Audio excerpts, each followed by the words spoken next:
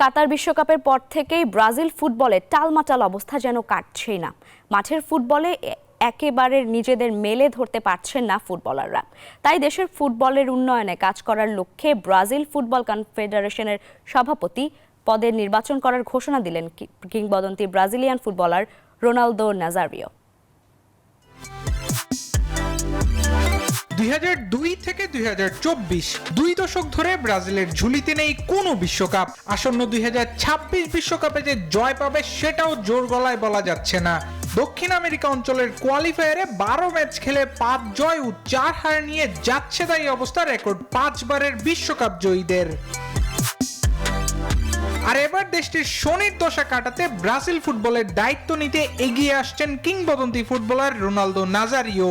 বেশ কিছুদিনের নানামুখী গুঞ্জনকে সত্যি করে আনুষ্ঠানিকভাবে সোমবার ব্রাজিল ফুটবল কনফেডারেশনের সভাপতি নির্বাচনে প্রতিদ্বন্দ্বিতার ঘোষণা দিয়েছে সর্বকালের অন্যতম সেরা স্ট্রাইকার।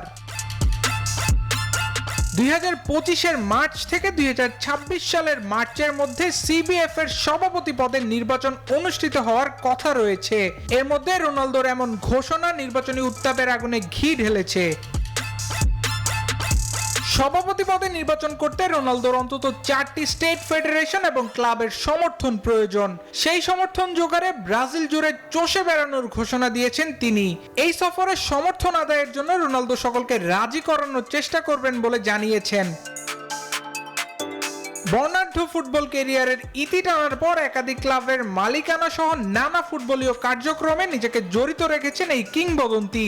তাতেই ব্রাজিল ভক্ত সমর্থকেরা আশায় বুক বেঁধেছেন রোনালদোর সভাপতি হওয়ার পর তার হাত ধরেই সুদিন ফিরবে ব্রাজিলের ফুটবলে।